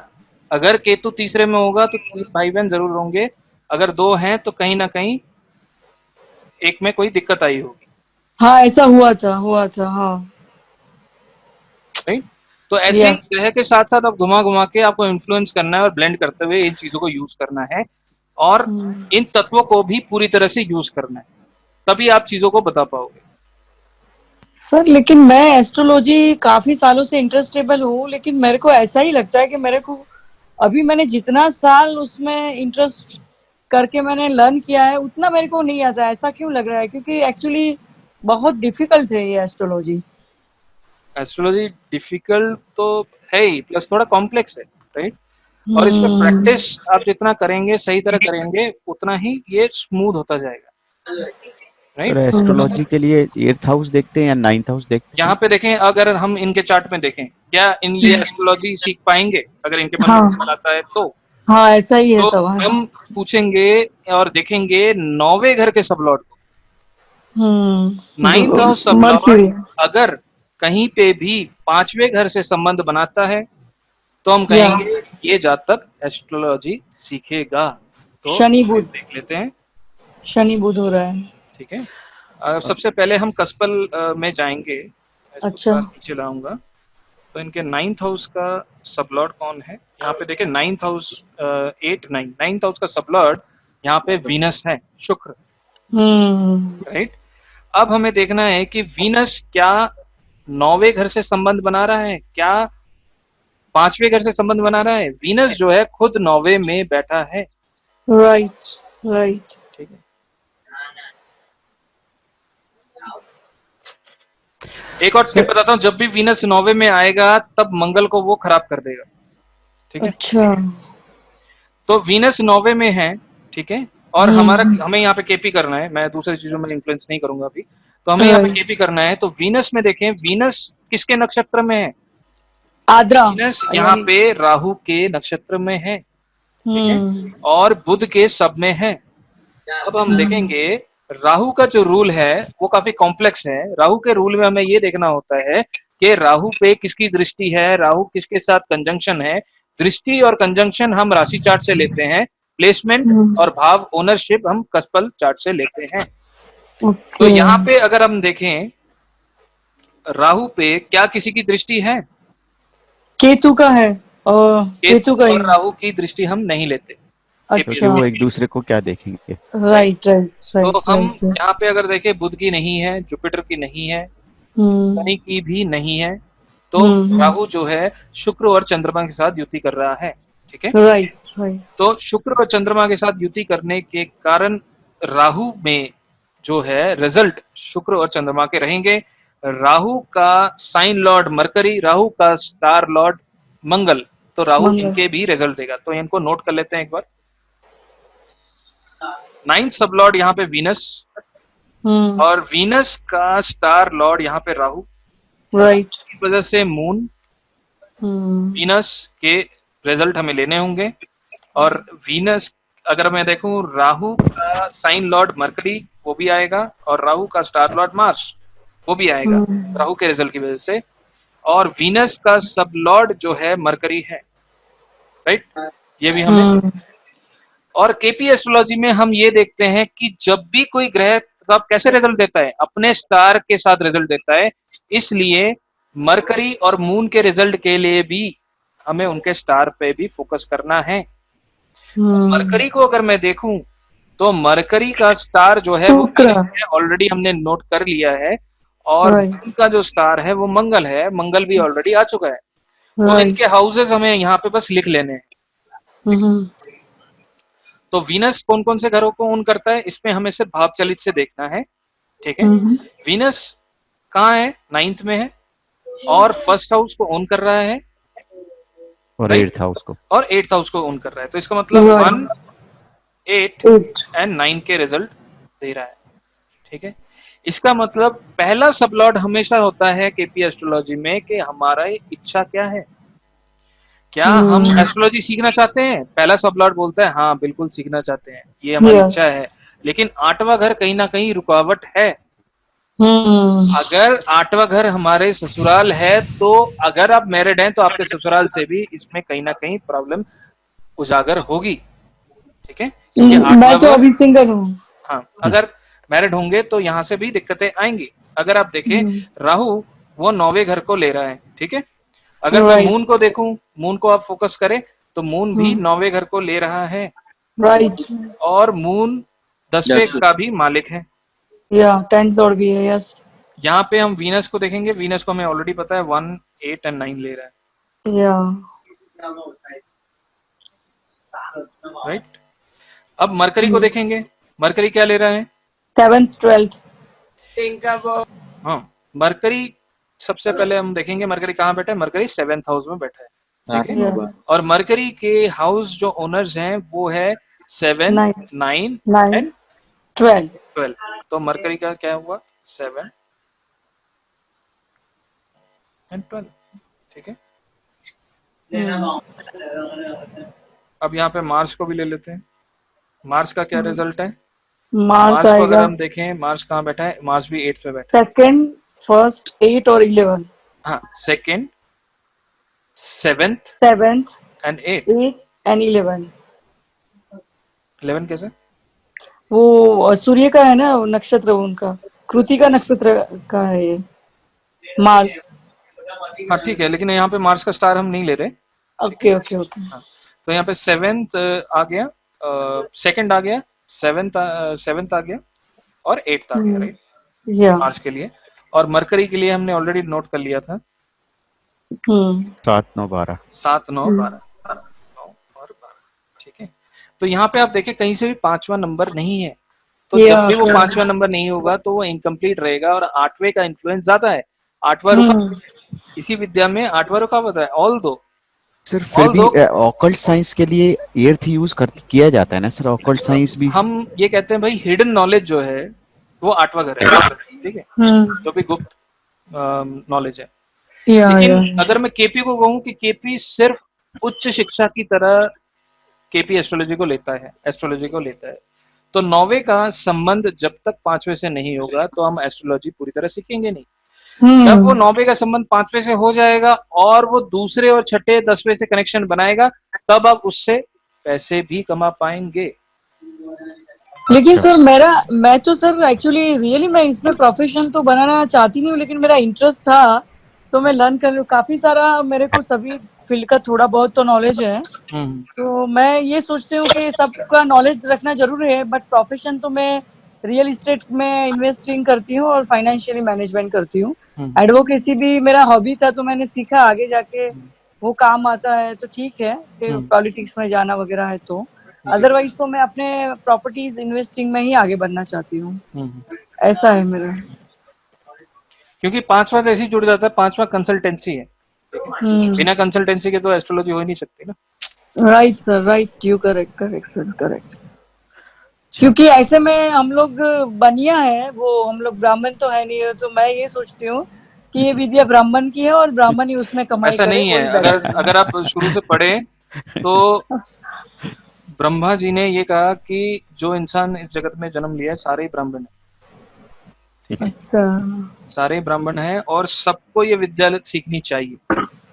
ठीक है। हाँ सीखना तो है, लेकिन मैं सोचती हूँ कि उसको सेवा की क्या तरह है एक्चुअली में, है क्या, ये ईश्वर की दृष्टि है। Right sir, right. एस्ट्रोलॉजी है क्या? ईश्वर की दृष्टि है, ईश्वर की दी गई एक दृष्टि है। इससे ये पता करना है, अभी तो हम इसको तोड़ मरोड़ के बहुत चीजों के लिए यूज कर रहे हैं, लेकिन एक्चुअली में इसका क्या है कि इसका यूज ये है कि हमें ये पता करना कि हमारे में कहाँ गलती है, उसको हमें सही करना, सुधार करना, हमारे अपने कर्मों को सीधा करना। हाँ, ये पॉजिटिवनेस है कि इसी दृष्टि के द्वारा हम और भी बहुत चीजें जान सकते हैं, तो उसका हम यूज कर रहे हैं। Right right right. तो ऐसे ही आपको आज के क्लास के हिसाब से ऐसे ही आपको इस चार्ट को घुमा के सारे रिलेशंस के बारे में आप बता सकते हैं।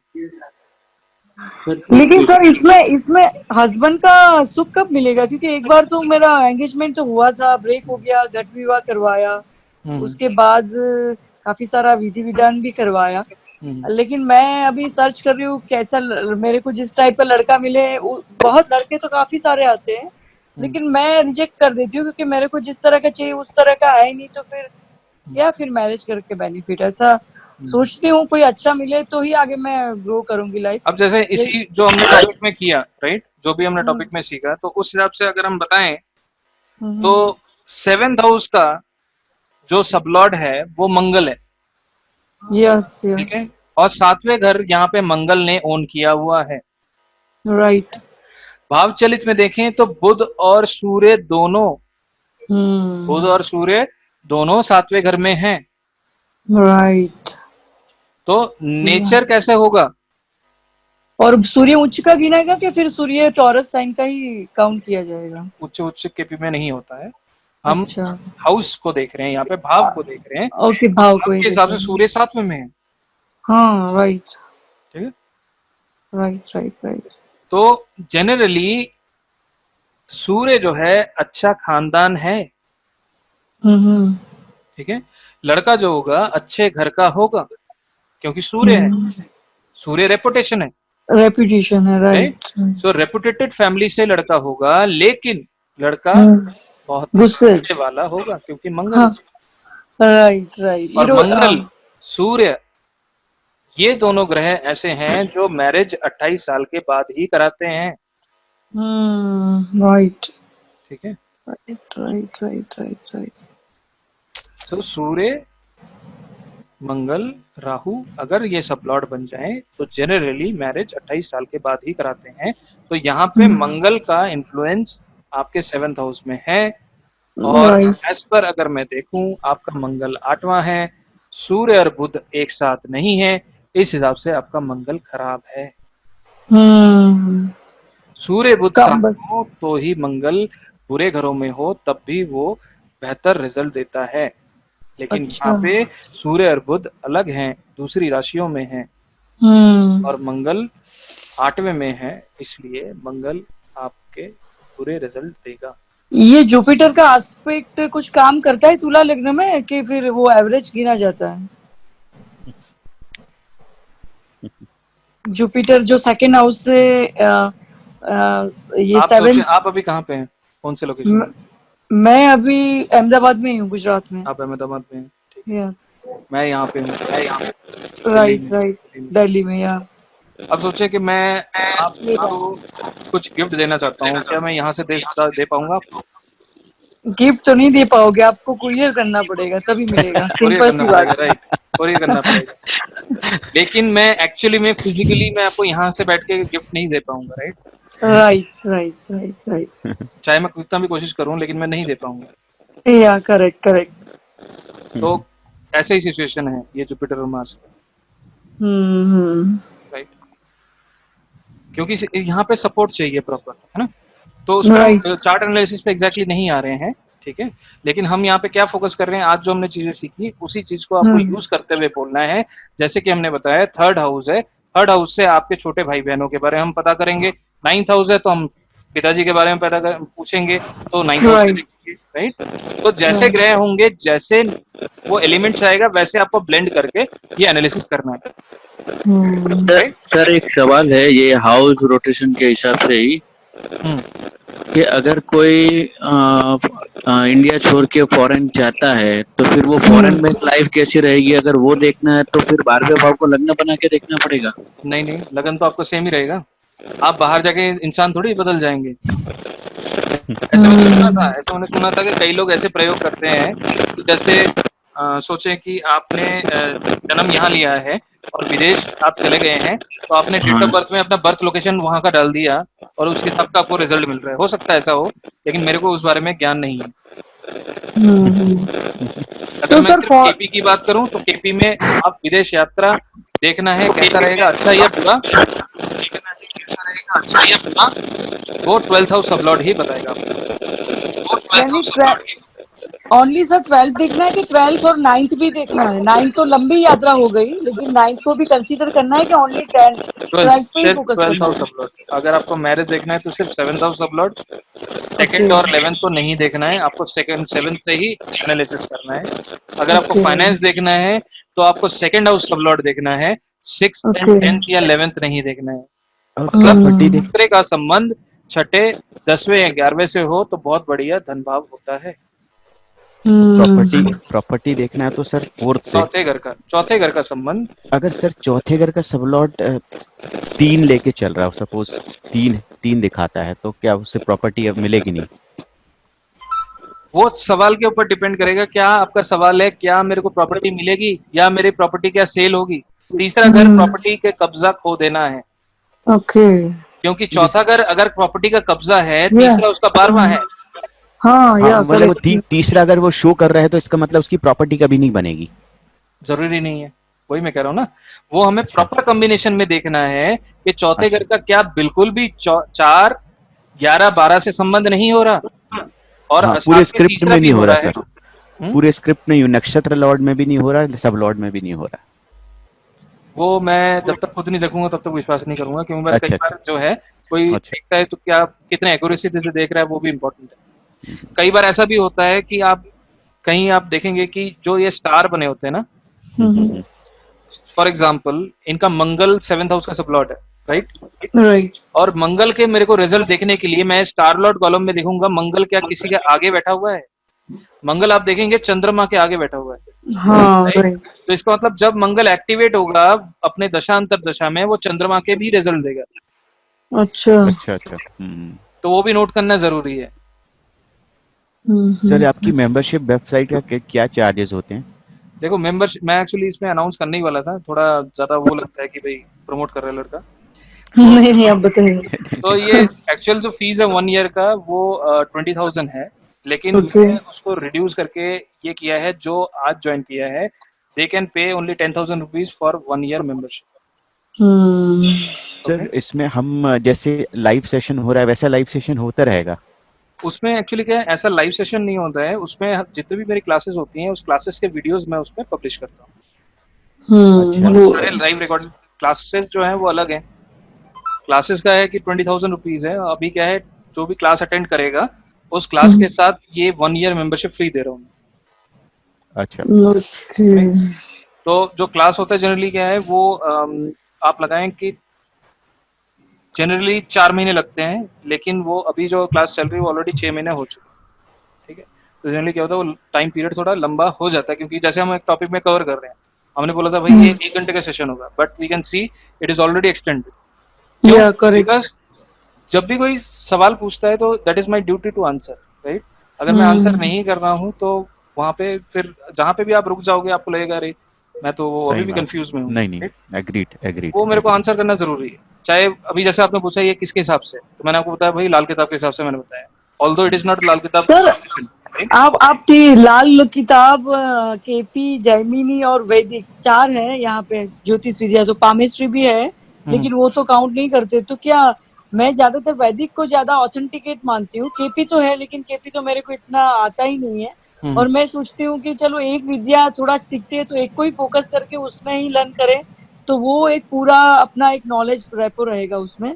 डाइवर्ट हो जाने से काफी सारा फॉर्मूला चेंज हो जाएगा ना। जैमिनी में बिल्कुल हो सीधा जाता है, बिल्कुल हो जाता है। आप ये हाँ देखें इसमें लाल किताब का थोड़ा मैं आपको बताता हूँ। फॉर एग्जाम्पल लाल किताब में सिर्फ और सिर्फ राशि चार्ट होता है, राइट।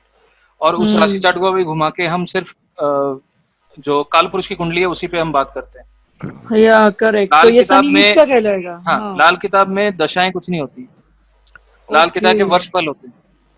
लाल किताब में भाव चलित कुछ नहीं होता है। तो आपको सिर्फ और सिर्फ उसी लॉजिक में चल रहे हैं, लेकिन जिसका जो रूल है उस रूल के हिसाब से आपको चलना है, दूसरे का रूल मिक्स नहीं करना है।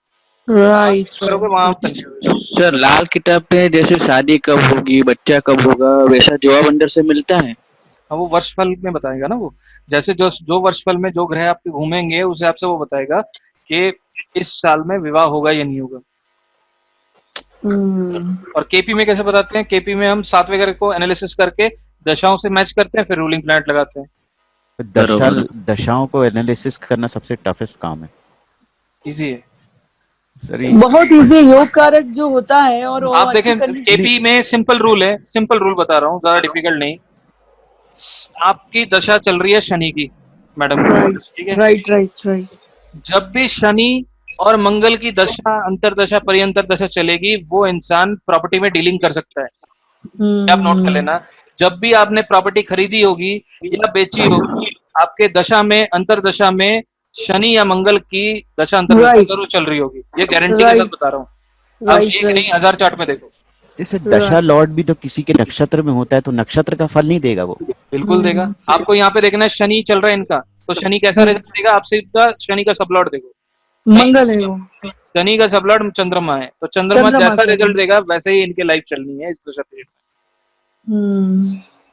और स्टार लॉर्ड को नहीं देखेंगे शनि के? हाँ को देखेंगे, बिल्कुल देखेंगे स्टार लॉर्ड को, लेकिन अगर मेरे को शॉर्ट में निकालना है कि ये दशा मेरा कैसा जाएगा, तो sublord is the final giver.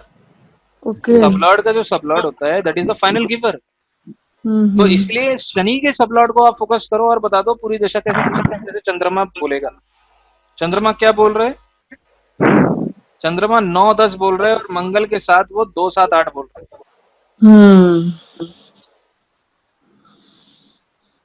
दूसरा पैसे का, 8वां पैसे फंसने का।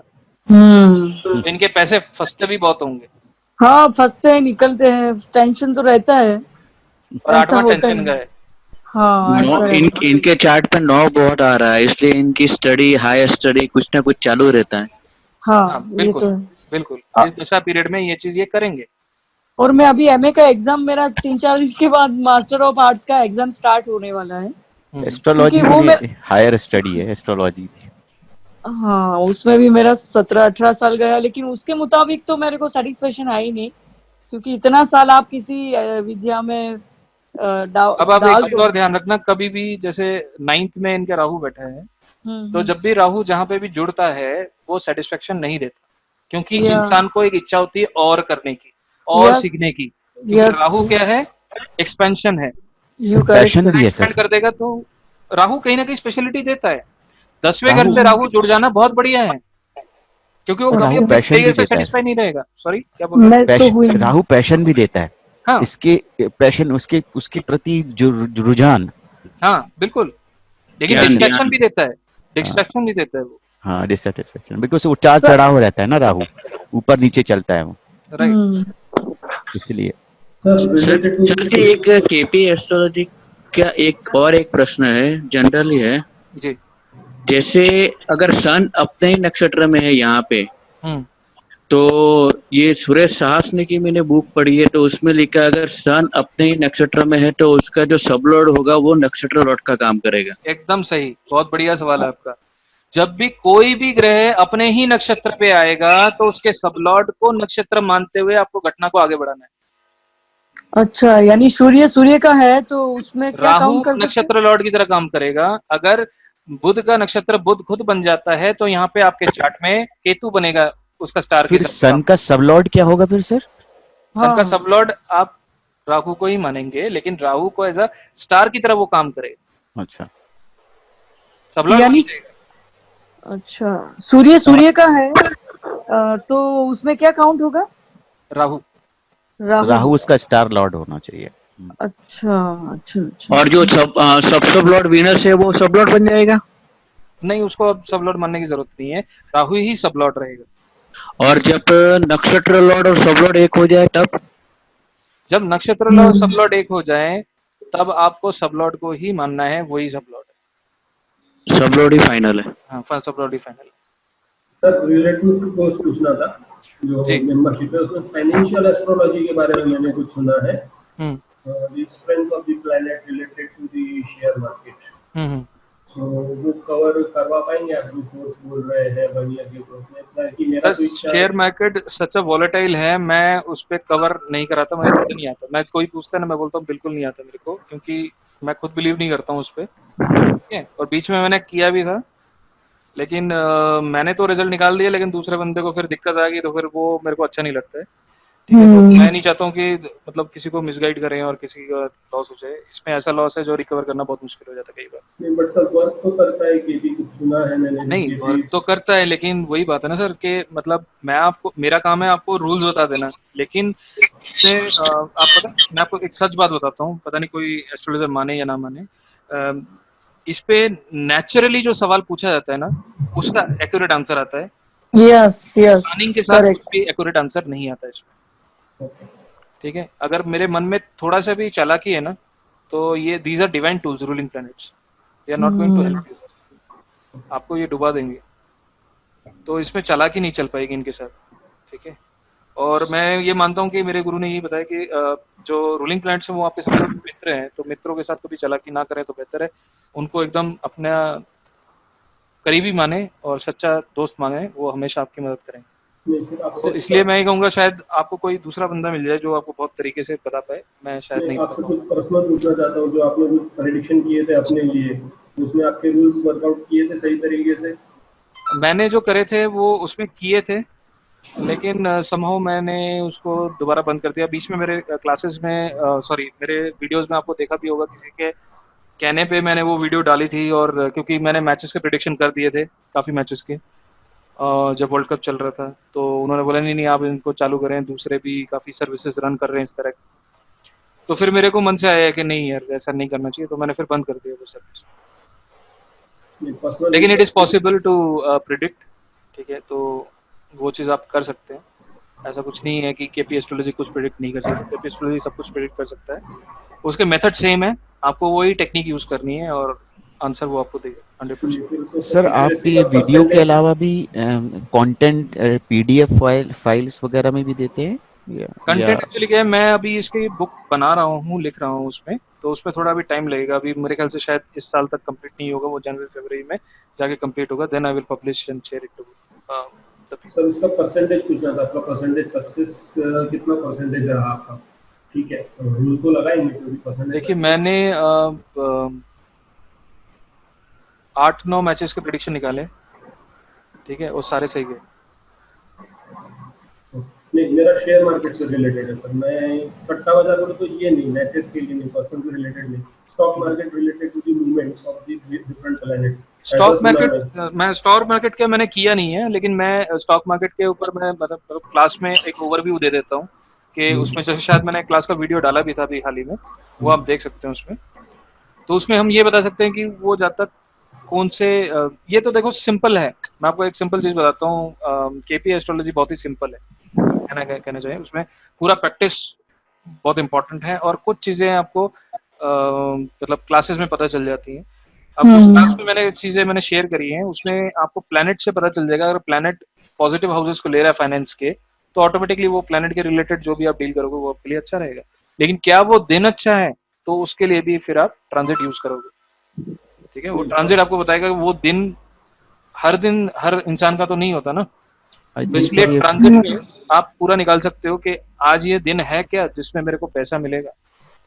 सर फाइनेंशियल एस्ट्रोलॉजी के लिए तो वो यूज होता है। पर्सनली कुछ प्रेडिक्शन किए थे मैंने, वो सक्सेस भी रहा, काफी सक्सेस भी रहा, लेकिन बट जैसा हर बार होता है कि आपने बोला था कि रूलिंग प्लैनेट्स है, इसके साथ कुछ नेगेटिव मत करो, नहीं तो नेगेटिव इम्पैक्ट दे देगा। करेक्ट। तो वो रूल्स के हिसाब से मेरी इंटरेस्ट था, ये रूल्स में रहूं मैं, ताकि वो गाइडेंस के हिसाब से सर वो गाइडेंस अगर आप प्रोवाइड कर पाएंगे तो वो गाइडेंस करूंगा। ठीक है सर, देखेंगे उस पर, सोच के मैं बताऊंगा। ठीक है सर जी, एक सवाल है जी कि जैसे हम स्क्रिप्ट देखते हैं तो प्लेनेट, नक्षत्र लॉर्ड, सब लॉर्ड, तो कोई जन अपने वीडियो में सब लॉर्ड के नक्षत्र लॉर्ड को भी चेक करता है आगे जाके, तो वो कितना करेक्ट है? अच्छा, तो आपने जैसे पूछा फॉर एग्जांपल इस चार्ट में देखें, अगर शनि के रिजल्ट मेरे को निकालना है तो मैं चंद्रमा सब लॉर्ड है शनि का, तो चंद्रमा के स्टार लॉर्ड तक मेरे को जाना चाहिए और वो करेक्ट है। चंद्रमा का स्टार लॉर्ड यहाँ पे मंगल है, तो चंद्रमा जो रिजल्ट देगा, अगर मैं प्लैनेट के रिजल्ट की बात करूं तो अगर मून का रिजल्ट होगा that is moon plus Mars. अगर मैं सन का रिजल्ट बात करूं कि जैसे कि अभी हमने बात किया सन का स्टार सन है, तो सन का रिजल्ट जो है सन प्लस राहु, सन कंप्लीट रिजल्ट। तो ऐसे ही पहले घर का सब लॉर्ड यहाँ पे सूर्य है, तो मैडम बुरा मत मानना, लेकिन आपके अंदर ईगो जरूर होगा। सूर्य ईगो का कारक है, ईगो तो आ जाता है, गुस्सा थोड़ा ईगो आ जाता है, लेकिन इमोशंस तो बहुत है। लेकिन फिर दोबारा राहु का भी इन्फ्लुएंस सूर्य में रहेगा, क्योंकि सूर्य का स्टार लॉर्ड राहु है। राइट। चंद्रमा जहां पे भी होगा पूरे चार्ट में, इंसान का मन वहीं फंसा रहेगा। अगर हायर एजुकेशन है, अपने आप को आगे बढ़ाना है, तो इनका मन वहीं फंसा हुआ है, पूरी जिंदगी कंसंट्रेटेड उसी में है अभी। राइट सर, ऐसा ही मैं राशि लॉर्ड में देखना है या भाव लॉर्ड में मन की बात? ये राशि लॉर्ड, ये राशि चार्ट से देखें आप। अच्छा, तो यूटी दृष्टि सब राशि चार्ट से ही देखना है? हाँ, युति दृष्टि राशि चार्ट से। एस्ट्रोलॉजी बहुत ही आप सिंपल लेके चलें, ठीक है। चंद्रमा किसका कारक है? मन का कारक है, तो जहां बैठा हुआ है वहां मन फंसा हुआ है उस इंसान का। राइट ठीक है सर। एक्चुअली छोटी मोटी चीजें आप खुद प्रैक्टिस करें, प्रैक्टिस करते करते ऑटोमेटिकली आपको चीजें बेहतर होती जाएंगी। सर एक्चुअली पॉलिटिक्स को देखना है तो हम लोग 4th हाउस देखते हैं, क्योंकि हमारे वहाँ डेमोक्रेसी है, राइट। तो 4th हाउस देखते हैं क्योंकि वो जनता का हाउस है। फिर हम लोग सन को कंसीडर करते हैं, गुरु को भी करते हैं, राहु को भी करते हैं, लेकिन पॉलिटिक्स के लिए एक्चुअल कौन सा हाउस है? 10th हाउस देखना है कि फिर 10th I think 10th 10th house plus Rahu. Politics देखो आजकल मुझे राहु। पता नहीं पॉलिटिक्स क्या है, लेकिन पॉलिटिक्स जो है कर्म क्षेत्र है, ठीक है। और जनरली पॉलिटिक्स जो है कर्म क्षेत्र है, और वो इंसान जब अच्छा कर्म करता है तभी वो जाना जाता है। तो इंसान बोलता है क्या मैं पॉपुलर बनूंगा, तो 10वां घर जब भी पहला घर लेगा और फर्स्ट हाउस दोबारा 10वें घर से संबंध बना लेगा तो वो इंसान पॉपुलर हो जाएगा। क्या आप बोले सर? पहला हाउस 10वां घर पहले घर से संबंध बनाएगा। पहला घर जो हमारी पहचान है, राइट। 10वां घर जब भी पहला घर लेगा और पहले घर दोबारा 10वें से संबंध बना लेगा तो वो इंसान पॉपुलर हो जाता है अपने कर्म से। अच्छा, तो यहाँ पे फर्स्ट हाउस लॉर्ड वीनस है, वो चंद्रमा के साथ है, चंद्रमा 10th लॉर्ड है। और नहीं ऐसे नहीं देखना है आपको। 10th हाउस से ही फोकस करना है। 10th हाउस सब लॉर्ड आपका मरकरी है, तो मरकरी अगर पहला घर से भी संबंध बना लेगा और मरकरी दोबारा 10वें से भी बना रहा है तो आप कहेंगे कि आप फेमस होंगे। अच्छा, तो इसमें क्या दिखाई दे रहा है ऐसा कुछ? वो आपको देखना है। मेरे को एग्जैक्टली ये काउंटिंग में बहुत कंफ्यूजन हो रहा है, मैं थोड़ा इसीलिए वही मैं कह रहा हूँ, वो एक दिन में नहीं आएगा, ये धीरे धीरे करके आएगा। राइट। सर ऐसे रैंडमली किसी का चार्ट आता है तो जो जन्म तारीख है हमको वही सही माननी पड़ती है, उसके ऊपर एनालिसिस करना पड़ता है? ये भी बहुत अच्छा सवाल है। गुड। जब भी कोई आपका इस तरह का मन में शंका हो, ठीक है, कभी भी शंका है, पहली बात तो आप रूल ये माने कि जो चार्ट का टाइम आया है वो सही है, पहले तो ये मान ले।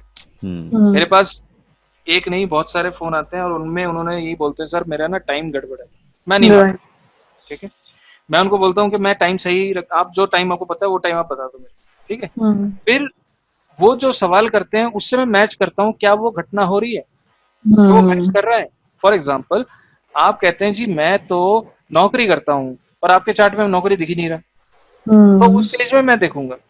लेकिन चलो आप और भी सिंपल, आपके लिए और भी सिंपल बता देता हूँ कि और भी सिंपल तरीके से आप कैसे निकाल सकते हो। आप रूलिंग प्लैनेट ले लो, और रूलिंग प्लैनेट में अगर जिस टाइम पे आप उस जातक का चार्ट खोल के बैठे हो, महादशा लॉर्ड और अंतरदशा लॉर्ड रूलिंग प्लैनेट में आ गए हैं और ये सवाल मन में है क्या उसका टाइम सही है, तो अगर रूलिंग प्लैनेट में वो दिख रहे हैं तो उनका टाइम सही है।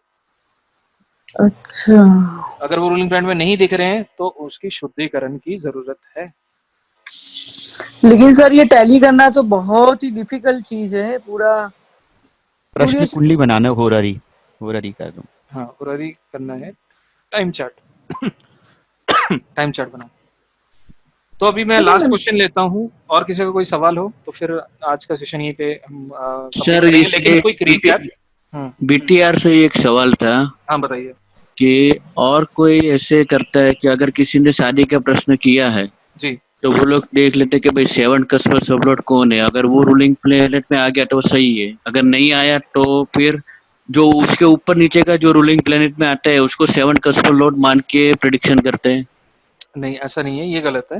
देखो मैं आपको ये कह रहा हूँ कि सबसे पहले तो आपको टाइम को एकदम सही माने, आप एक्यूरेट माने, ठीक है। दूसरी बात, अगर उनका सवाल आया कि भाई मेरी मैरिज होगी नहीं होगी, ठीक, आप सिंपल मैंने जो बताया उस रूल को करें, रूलिंग प्लैनेट ले लें। अगर आपके मन में 1% भी डाउट है या जातक सामने से बोल देता है कि भाई मेरे टाइम में कुछ गड़बड़ी हो सकती है, तो आप रूलिंग प्लैनेट लेके दशाओं से कंपेयर करते हैं। अगर वो दशा लॉर्ड और अंतरदशा लॉर्ड रूलिंग प्लैनेट में नहीं है तो उसके टाइम में जरूर गड़बड़ी है। फिर आपको पहले बीटीआर करना पड़ेगा, फिर आप उसको चेक करोगे। मून की पोजीशन भी तो बता देती है ना सर कि मून का connection if there in the question related. वो आप कह रहे हैं होरारी चार्ट, तो होरारी, राइट। होरारी में चंद्रमा बता देगा कि आपने जो नंबर दिया है, जो रैंडम नंबर हम लेते हैं 1 से 249 के बीच में, क्या वो नंबर सही आया है या नहीं, that is related to that particular question और नॉट, वो चंद्रमा बताएगा। चंद्रमा के चारों भाग वो उन घरों से जरूर संबंध बनाएगा जिसके रिलेटेड वो सवाल है, ठीक है। तो वो चीज से भी आप कैसे प्रैक्टिस कर सकते हैं, आपके पास किसी का फोन आ रहा हो उसी टाइम आप चार्ट बना लें और चार्ट में देखें चंद्रमा कौन कौन से घरों से संबंध बना रहा है, फिर उससे बात करो और देखो वो उन्हीं घरों की बातें कर रहा हो आपसे, ठीक है। ऐसी सिंपल प्रैक्टिस के साथ आपको अपने एस्ट्रोलॉजी नॉलेज को बढ़ाना है। ठीक है, तो आज के रिकैप में मैं क्विक से बता देता हूँ कि हमने क्या किया। हमने ये जाना कि भाई कौन कौन से राशि लॉर्ड्स हैं प्लैनेट्स के और कौन कौन से एलिमेंट्स हैं, और अगर वो एलिमेंट्स के साथ हमको ब्लेंड करते हुए उस जातक के बारे में हमें जानना है, और सूर्य के पोजीशन से हमें ये निकालना है कि उस इंसान के साथ उसके संबंध कैसे रहेंगे। अगर 3-11 का होगा तो अच्छा है, 5-9 का होगा तो बढ़िया है, 1-7 एवरेज है, बाकी के सारे जो हैं वो प्रॉब्लमेटिक हैं, उतने अच्छे नहीं रहेंगे संबंध।